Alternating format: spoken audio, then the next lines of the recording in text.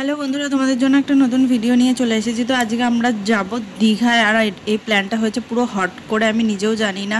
Hot করে ওর বাবা বলছে যে আজকে রাতে ব্যাগ গোছাও, তো আমরা ঘুরতে যাব। তো ওর কথা মতো সব ব্যাগটা গুছিয়ে নিয়েছি। আর আমরা রাত হয়ে গেছে, তো আমরা এখন বেরোবো। আর গাড়ি করে রওনা দিয়ে দিয়েছি, গাড়ির উপরে উঠে পড়েছি। আর আমরা রওনা দিয়েছিলাম তখন প্রায় 1:30 বাজে, তখন রওনা দিয়েছি গাড়ি করে।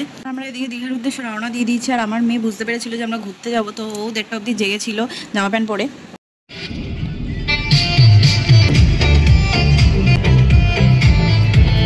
দেখতে দেখতে ভোরও হয়ে গেছে দেখো। আর প্রচন্ড ঘুম পাচ্ছিল, কিন্তু ঘুমাতে পারছিলাম না, বসেছিলাম, কোমর টোমর ধরে গেছে পুরো। ভালোই লাগছিল, অনেকদিন পর বেরিয়েছিলাম ঘুরতে। লাস্ট গেছিলাম সে পুরীতে, শ্রাবণ মাস, তো কয়েক মাস হয়ে গেছে, প্রায় 1 বছরের কাছাকাছি হতে চললো। আর এখানে টুইটিকে শুয়ে দিয়েছি সিটের মধ্যে, কারণ আমি অনেকক্ষণ ধরে নিয়েছিলাম আর পারছিলাম না ওকে কোলে নিয়ে থাকতে। আর এখানে দীঘায় পৌঁছে গেছি আমরা।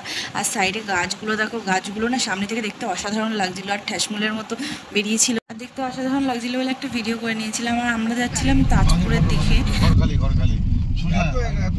আর আমরা তাজপুরে পৌঁছে গেছি। আর আমরা দীঘায় যাইনি, কারণ একটা চেনা জানা লোককে কল করেছিল, তো তিনি কোথাও রুম পাচ্ছে না, সব রুম বুক ছিল। যেহেতু আমরা রবিবারে গেছিলাম, সেজন্য কোনো রুমই ফাঁকা ছিল না। আর রবিবারে বেশি ভিড় থাকার কারণে 2টো রুম অ্যাভেলেবেল হচ্ছিল না, কারণ আমরা 2টো ফ্যামিলি গেছিলাম, আমাদের 2টো রুম দরকার ছিল। তো একটা রুমই বারবার হচ্ছিল, তো এর জন্য আমরা ক্যান্সেল করে দিয়েছিলাম দীঘা।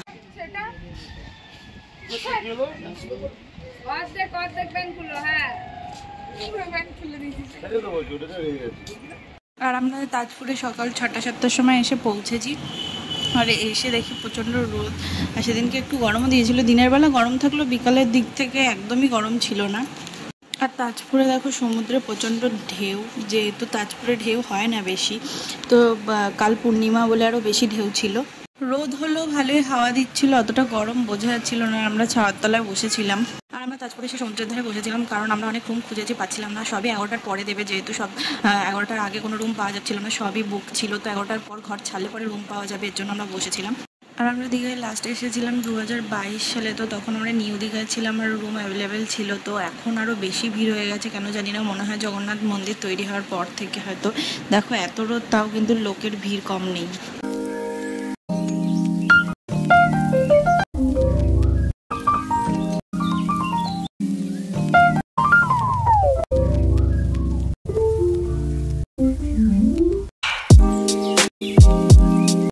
তো তারপর আমরা তাজপুর থেকে চলে এসেছিলাম লেক ভিউ রিসর্টে, যেটা খুবই ভালো ছিল, একটু ভেতর দিকে ছিল, কিন্তু এখানেও 11টার পরেই রুম দেবে যেহেতু, তাই আমরা বসেছিলাম। রিসর্টটা আমার খুবই ভালো লেগেছে। আর আমরা যেদিনকে গেছিলাম রবিবার, এখানেও রুম পাওয়া যাচ্ছিল না, সব রুম বুকিং ছিল। তো রুম ছেড়েছে, তারপরে আমরা রুম পেয়েছি, তো আমরা বসেছিলাম। আর তোমাদের চারিদিকটা ঘুরিয়ে দেখাচ্ছি দেখো।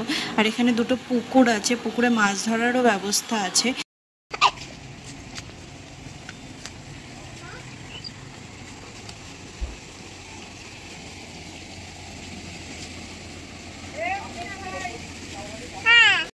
আর আমরা এখানে বসেছিলাম রুমের বাইরে। এখন 8টা-9টা বাজে, তো এখানে গোপালদা মাছ ধরছিল ছিপ নিয়ে।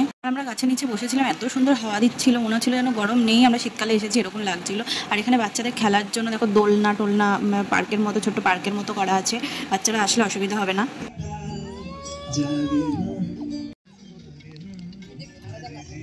এই জায়গাটা ঠান্ডা আছে কিন্তু। আর আমার মেয়ে দেখো এখানে বসে দোল খাচ্ছে, কি সুন্দর, দিদির পাশে বসে। আর এখানে আমরা সকালবেলা এসে ওর জন্য স্যারেলাক বলেছিলাম, স্যারেলাক খাইয়ে দিয়েছি।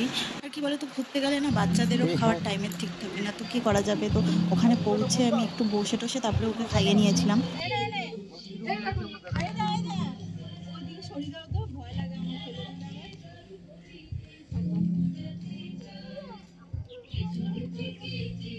আর এদিকে আমার বরের কাণ্ড দেখো, আসলে ঘর দিচ্ছে না বলে কি করবে, দিশে পাচ্ছে না। আর ওদিকে গোপালদা তো মাছ ধরতে বসে গেছে, ও ছিপ নিয়ে টানাটানি করেছিল, কিন্তু ওর একটা মাছও উঠছে না, তো পারে না মাছ ধরতে, তাই এই করছে।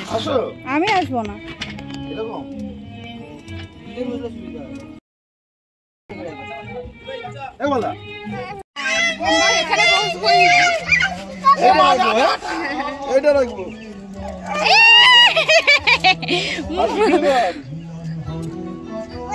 গোপালদা দেখো একটা মাছ ধরেছে, একটা না অনেকগুলো মাছ ধরছিল, কিন্তু এই পুকুরটার মধ্যে সবই তেলাপিয়া মাছই ছিল, তেলাপিয়া ছাড়া আর কিছু মাছ উঠছিল না।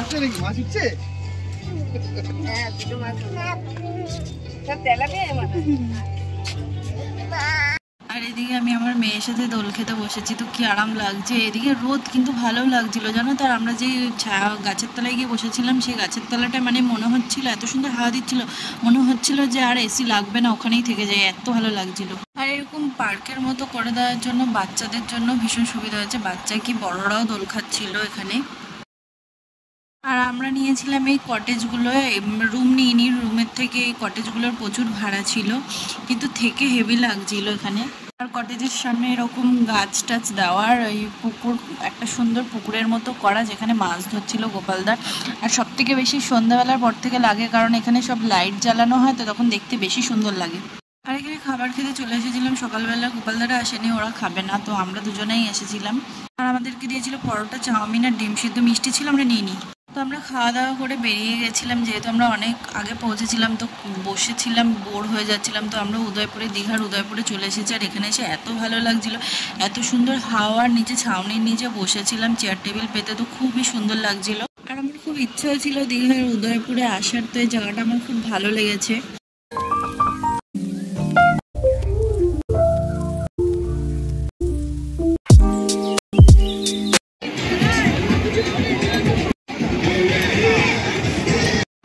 দেখো জল দেখে কি করবে বুঝতে পারছে না, তো ও পুরীতে যখন গেছিল তখন সমুদ্রের জল দেখে ভয় পাচ্ছিল, নামেনি তখন, কিন্তু এইবার কিন্তু একটুও ভয় পায়নি, ও চেয়ারেই বসছে না, নিচে নেমে যাচ্ছে বারবার।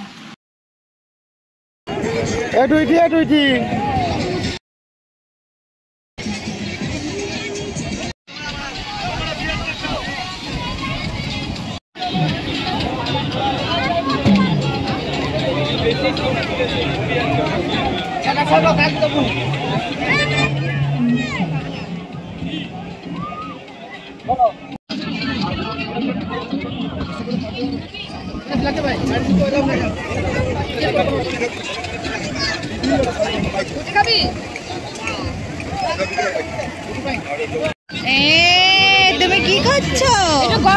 জল খাই থাই। তো আজকের জন্য ভিডিওটা এইটুখানি, আর নেক্সট পার্ট পরের ভিডিওতে আনতে চলেছি। তো তোমাদের ভালো লাগলে লাইক সাবস্ক্রাইব করে দিও।